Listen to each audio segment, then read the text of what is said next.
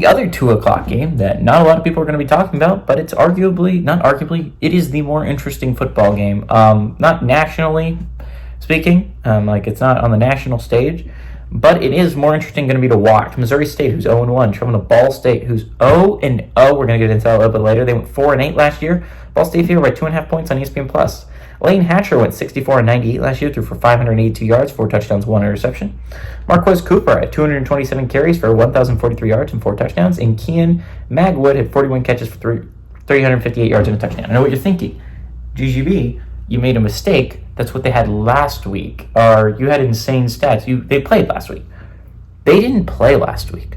They were the only college football team in FBS to have a bye week 1. I know what you're thinking. How the hell do you have a bye week 1? Scheduling.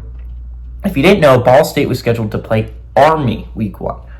Army switched to the American very recently, which means they had to cancel 9 non-conference games. Ball State was one of those non-conference games. And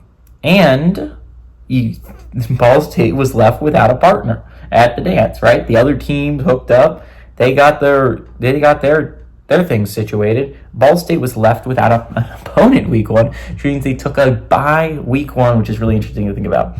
By the way, Keon Magwood's the only one of those players that returns for Ball State, their leading receiver, which only had 358 yards, so not a massive gain there. I think what's really going to be interesting here is Missouri State transitions to the group of 5 next year, right? They're going to move to Conference USA. We're going to be talking about them a little bit more next year. Not really a whole lot more, because again, they can't compete for a playoff spot until they're 2 years in FBS, which means next year we can be talking about Jacksonville State and Sam Houston State a whole bunch, but Missouri State and Kennesaw State will still not be eligible to make the playoffs. But big steps forward in Missouri State, and it's a chance to get adjusted, right? These are the teams you're going to be kind of facing, right? This talent level, caliber of Ball State. This is a big one for Missouri State. Chance to get yourself acquainted with the group of 5.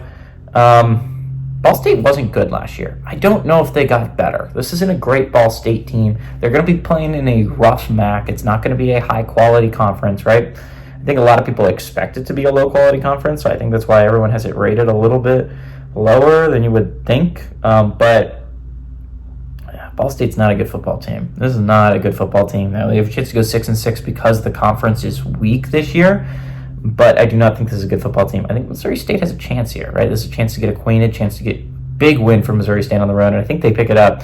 Give me the Bears. Give me the Bears on the road to win and pull off the upset.